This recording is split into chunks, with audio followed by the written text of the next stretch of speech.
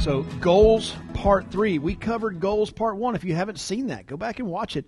Goals Part 1 is kind of the 10-step process I go through, and I learned it from a couple of different books. I didn't make it up on my own. It's just something I put together, but it is a process I go through in figuring out my goals and really the steps that I need to take in order to achieve them. Goals Part 2 was Grit, and featuring Angela Duckworth, and really the grit is the passion and perseverance to push through to an ultimate goal or desire that you've got. Well, Goals Part 3 combines grit and goals. And so I also like to call Goals Part 3, I also call this, Are You the Unabomber? Are you the Unabomber? I'm realizing more and more that I'm getting older. And the older I get, the more I realize there are particular, maybe generations coming behind that don't know certain things that former generations knew. So the Unabomber, we'll talk about that. A lot of these thoughts on this comes from this book, 0 to 1 by Peter Thiel. Peter is an interesting guy. He's part of the PayPal mafia. If you have followed investments over the years, PayPal was, PayPal is PayPal. We use PayPal to pay things all the time. He's one of the guys that helped start PayPal. Elon Musk is another name that you might know with Tesla. He's also part of the PayPal mafia. And Peter Thiel, once he hit it big with that, has become kind of an angel investor, a venture capitalist. He likes to invest in businesses and help them get up and off the ground. He wrote this book called 0 to 1, and it's just notes on startups or how to build the future. The idea in the book 0 to 1 is that it's not necessarily not to be afraid. The summary of the book is don't be afraid to come up with a new idea rather than just improving an old one. Improving an idea isn't moving the needle that much, but coming up with a new idea altogether. Improving an idea is one thing. Coming up with a whole new idea is a whole different thing. And a lot of people are scared to do that. And that's really what this Goals Part 3 is really all about is Are You the Unabomber? So those who don't know, in my generation, I remember seeing this picture on the left quite a bit. That is the Unabomber. He looks suspiciously like a Starbucks barista on the right. And so I like to, you may see him in your local Starbucks or coffee shop periodically. But here on the left, that is the Unabomber. That's the picture we saw of the Unabomber during his reign of terror. It just sounded awesome to say. So here's the question or statement. Most people act as if hard things to do are also impossible things to do. That hard equals impossible. I think we all know people like that. We all, at some time in our lives, have been people like that. But we see something hard, and instead of seeing it as doable, we see it as impossible just because it's hard. I know raising kids, I see the struggles that my kids go through, and I know those struggles because I fought through them too, but they see something as hard and translate that into, I just can't do it. No, you can do it. Last night I was watching a football game with my kids, and I do support the Seattle Seahawks because we have a lot of folks up there in Seattle, but I'm a Cowboys fan. But we're watching a game last night, and the Seahawks are making this final drive, and my oldest son was like, they're never going to score. They're not going to score a touchdown. I was like, shut up. Yes, they are. It's not likely. It's going to be hard, but it's not impossible. And boom. I mean, it was like, seriously, 30 seconds later, it was a stripe that Russell threw, and bam, touchdown. Boom, tied. It's like potential tying up the game. It's crazy. Hard does not equal impossible. Well, an extreme representative of this view, the hard equals impossible, is Ted Kaczynski, infamously known as the Unabomber. That picture you saw on the left with the hoodie and the glasses, that's the Unabomber. That's Ted Kaczynski. A little bit about Ted. Ted Kaczynski was a child prodigy who enrolled at Harvard at 16. He went on to get a PhD in math and become a professor at UC Berkeley. Who's teaching your kids? Just kidding. Best known for his 17-year terror campaign against professors, technologists, and business people. Just wait to hear why. His brother turned him in based on a 35,000-word manifesto that Kaczynski mailed to the press. Kaczynski was pretty quiet, living in a cabin in the middle of nowhere, and sent out this 35,000 word manifesto, handwritten, and his brother recognized his handwriting and turned him in. Wow. Okay. Kaczynski claimed that in order to be happy, every individual, quote, needs to have goals whose attainment requires effort and needs to succeed in attaining at least some of his goals. I can get behind that. That doesn't sound crazy. In order to be happy, every individual needs to have goals whose attainment requires some level of effort and needs to succeed in attaining at least some of his goals. I can see that as a thing to be happy, but Kaczynski went a little nuts with it. He divided human goals into 3 groups. All right? Group number 1, goals that can be satisfied with minimal effort. I got out of bed and tied my shoes. Congratulations. Goal number 2, goals that can be satisfied with serious effort. And this is where he went off the rails a bit. Number 3, goals that cannot be satisfied no matter how much effort one makes. Okay, there's impossible goals out there. Here's an impossible goal for me. I will never be a gold medalist women's figure skater. It's impossible. Never going to do it. I'm a man. So it's not going to happen. I can get that, but he saw as hard goals impossible goals. And so this third category was they cannot be satisfied no matter how much effort one makes. That's inspiring. Why would you try something like that? But Kaczynski's idea, all right, so if I've got a goal like the figure skater thing, that's just impossible for me to attain. I'm just not going to do it. Kaczynski decided to take a different route. His idea was to destroy existing institutions, get rid of all technology, and let people start over and work on hard problems anew. Rather than just saying, I'm not going to be a figure skater, he decided to blow up all the figure skaters. It's not what he did, but you get the idea here. Instead of working on hard things, he decided, let's blow up all the stuff that's been figured out already, and let's rediscover it. See, went off the rails a bit. What are you doing to avoid tackling new hard problems and goals? Rather than making dials, I think what I'm going to do today is clean out that closet I've been meaning to clean out.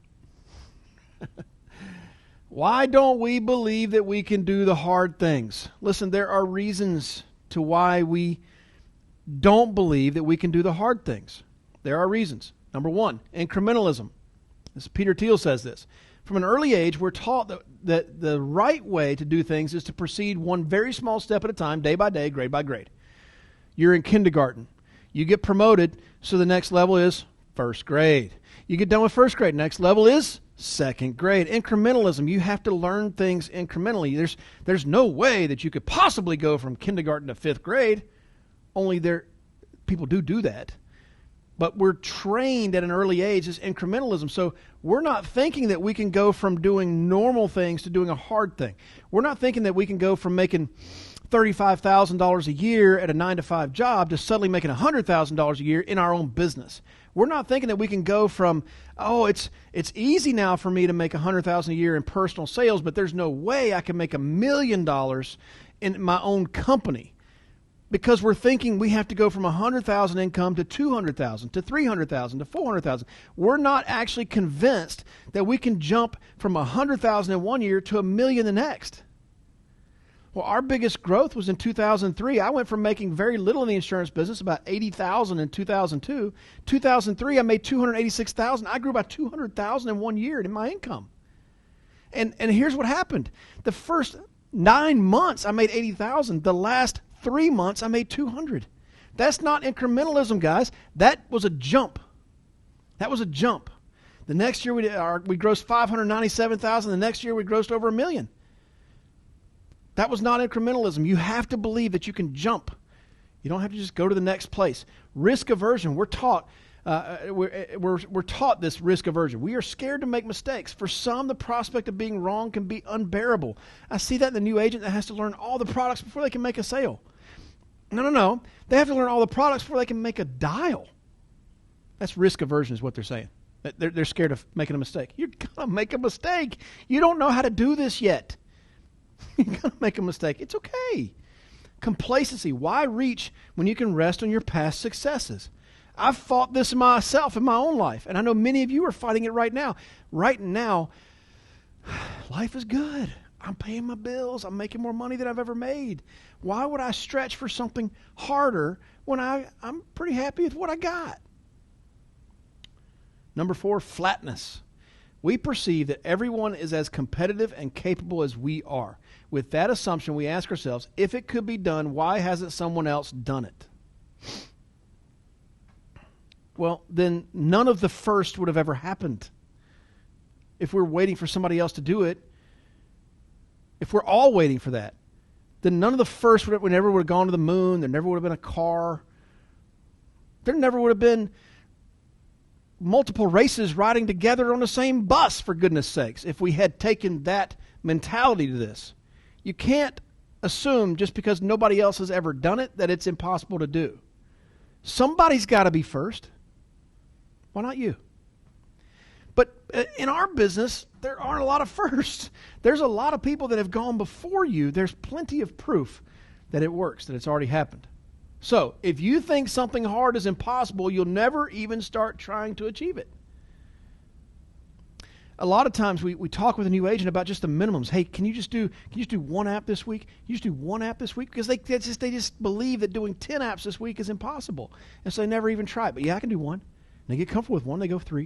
You get comfortable with 3, they go 5. Before you know it, they're doing 10 apps a week, and it's like, this is so easy. Why did I ever think this was impossible? Because it was hard, and you assume that since it was hard, it was impossible. We all do it. Well, stop it. Stop doing that. Stop thinking that way. Stop thinking just because it's hard, it's impossible. Because that's going to keep you in a life of mediocrity. The best you're ever going to reach is average. And I just believe I was built for more than average. I think you were created for more than average. Stop thinking like that. Just stop it. Just change. Believe that the hard is possible and get after it. I know you can. I want to leave you with a video that I think really just expresses how to stop thinking the way you've been thinking and start thinking a new way. I do not own the rights to this video. I got it off of YouTube. It's from Mad TV, and it is Bob Newhart. Not me. Here it comes. Dr. Switzer? Yes. Come in. I'm just washing my hands. I'm Catherine Bigman. Janet Carlisle referred me. Oh, yes. Thiel being buried alive in a box. Yes, that's me.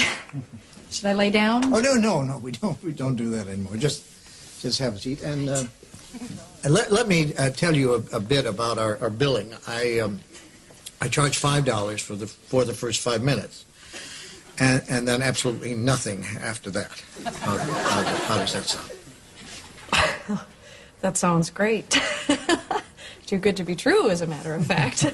Well, I can almost guarantee you that our session won't last the full 5 minutes. Now, we don't do any insurance billing, so you would either have to pay in cash or by check. Wow. Okay. And I don't make change. All right. And go. Go. Well, tell What? me about the problem that you wish to address. Oh, okay. Well, I have this fear of being buried alive in a box. I start thinking about being buried alive, and I begin to panic. Has anyone ever tried to bury you alive in a box? No, but truly thinking about it does make my life horrible. I mean, I can't go through tunnels or be in an elevator or in a house, anything boxy. So what you're saying is you're claustrophobic. Yes, that's it. All right, well, let's go, Catherine. I'm going to say 2 words to you right now. I want you to listen to them very, very carefully. Then I want you to take them out of the office with you and incorporate them into your life. Well, shall I write them down? Well, if it makes you comfortable, it's just 2 words. We find most people can remember them. Okay. You ready? Yes. Okay, here they are. Stop it!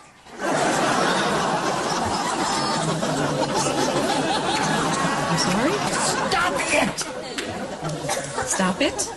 Yes, S-T-O-P, new word, I-T. So, what are you saying? You know, it's funny. I say 2 simple words, and I cannot tell you the amount of people who say exactly the same thing you're saying.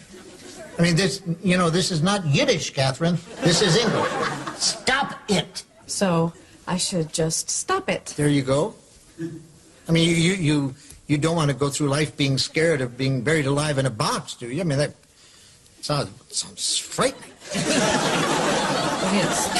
Then stop it. I can't. I mean, it's been with me since childhood. No, we don't go there. Just stop it.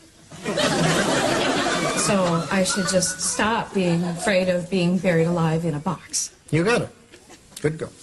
Well, it's only been 3 minutes, so that will be $3.